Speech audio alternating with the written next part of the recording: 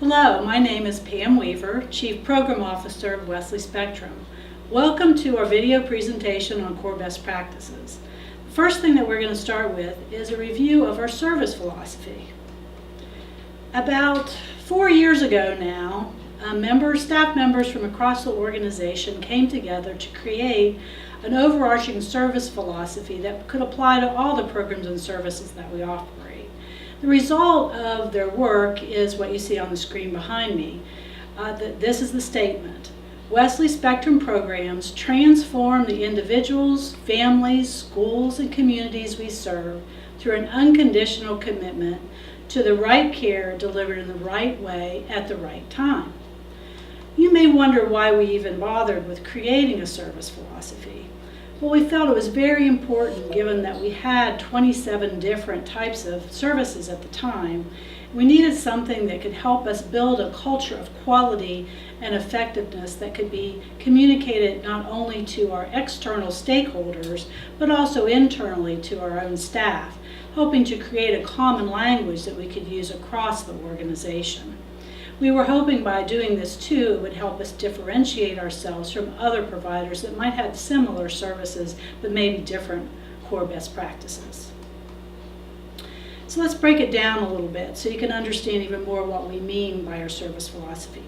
Hopefully some of the words in the service philosophy are familiar with you already. On our tree, the tagline, right care in the right way at the right time, is on the bottom of the tree. So hopefully, again, this isn't completely new to you. But first, let's break it down and talk about what we mean by each of those segments. First, right care. Right care is all about assessing the child, the family, or the individual who comes to us for services. We want to make sure that what we're providing actually fits with both their needs and their strengths, and that there is choice that families and individuals have when they determine which service they would like to choose. It's really important that that consumer is fully informed about their services so they can make an informed choice. Multiple services actually may be recommended at the time of assessment. We have a central admissions department that helps not only work through things like insurance and what things will be covered by a particular individual's insurance, but also what services best fit the needs that are presented.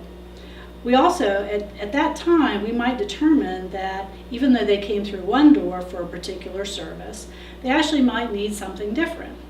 Or they might need multiple services. Our ability to integrate care is something that is a hallmark of our organization. So for instance, someone may come in as a student to our school and it's clear that they also need behavioral health supports.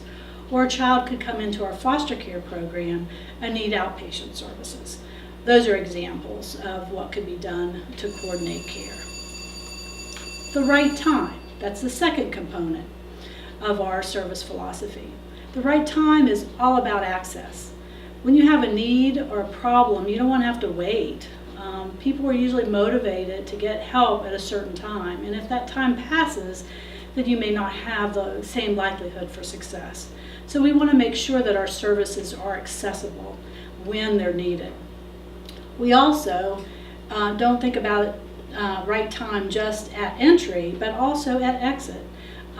Services can flow from one level to another. So someone might start out in a high level of care like our acute partial program and then graduate to a lower level of care such as outpatient services. So we want to make sure that we're also assessing for when a change in service level is needed based on the progress of that particular consumer.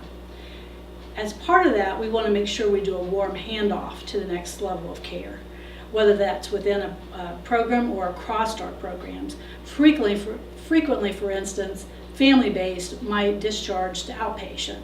Those are across two different programs, and we want to make sure that the consumer's experience isn't that they have to tell their story all over again, but in fact, that the family-based staff can introduce the outpatient therapist to them and help share that story. Given that we have one medical record, credible, we can do that easily. Another point I want to make here about the right time is that professional services aren't forever. We want to make sure that when we start working with a consumer, a child or a family at the beginning of care, that we really find out from them what do they want to achieve, what does success look like, and when we've reached those goals, that we actually end services.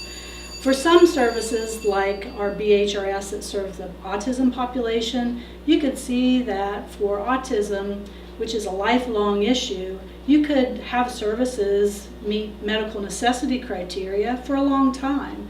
But is that really what that child or family needs at any given time? So we want to make sure that our discharge criteria are very well articulated so we know when we're done. We want to replace the professional services with natural supports. Okay, the third right is the right way. The right way is informed by best practices. It also ensures that our staff are trained, supported, and supervised. We want to make sure that, again, our services are consumer driven and that we actually provide services in a collaborative care model.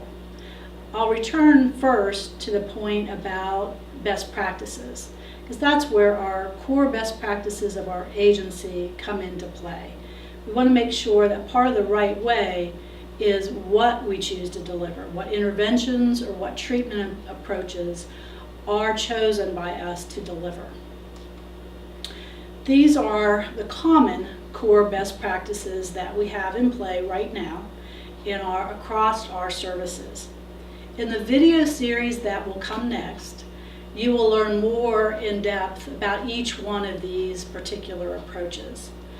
Recovery and resiliency, balanced and restorative justice, positive behavior intervention and support, trauma-informed care, family systems theory, and applied behavior analysis. Now there are specific interventions that are actually support some of those approaches that you'll also learn about. Structural and strategic family therapy, for instance, is a family systems approach. It's something that's used in our family-based and our family-focused services. Parent-child interaction therapy actually is built on the tenets of applied behavior analysis and is used in our outpatient program. Aggression replacement training supports balanced and restorative justice and is used in our in-home family services program that serves the juvenile justice population. Motivational interviewing really supports recovery and resilience in people that have chronic behavioral health or drug and alcohol disorders. And finally, trauma-focused CBT, of course, is related to trauma-informed care.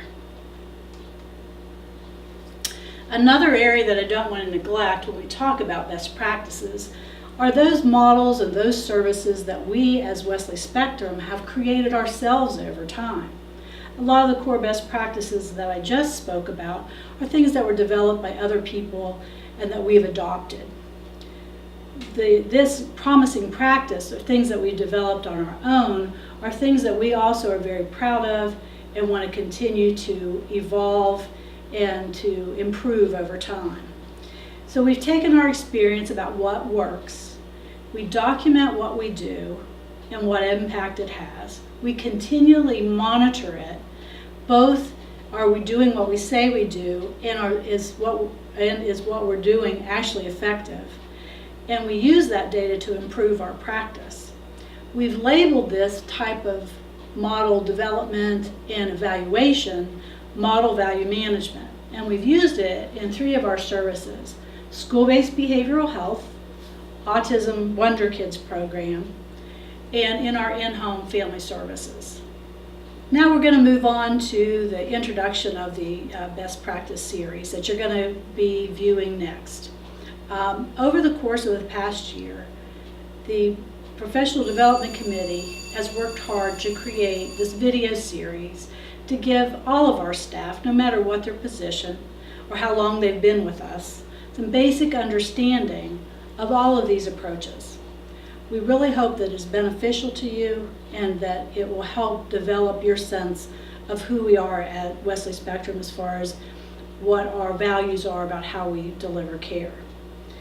This overview of the best practices these are best practices that are most frequently used in our programs. That doesn't mean this is an exhaustive list. There are other things that we could consider best practices, but these are kind of our common core. We're always looking for new and innovative, promising practice as well as looking at what we're creating along the way. The presentations that you will hear from different members of the committee will also include where you actually will find them. Finally, you may be wondering why it's important for you in your role to participate in this video series. We really appreciate the time and the attention that it will take to get through all of them. But we think it's very important to all of our staff that we have some basic understanding of our treatment approach, our service philosophy, and how we deliver care. It provides you a context for who we serve. It helps you understand the organization as a whole. It provides consistency in services as staff and consumers move across our service array. It promotes a common language. And finally, again, no matter what your position, whether you've been here a short time or a long time, whether you're clinical, support, or administrative, we value all of our employees. You are all cultural carriers, you're all ambassadors for our agency externally when you talk to other professionals, families, or friends. And finally, you're a model to all of our consumers. So we want you to understand enough of our service delivery best practices so that you can engage with us in service delivery, again, no matter what your position. We appreciate, again, your time and attention. We hope this will be very valuable to you in the future with your current career and maybe possibly your future career here at Wesley Spectrum. And we really look forward to your feedback about this presentation. Thank you very much.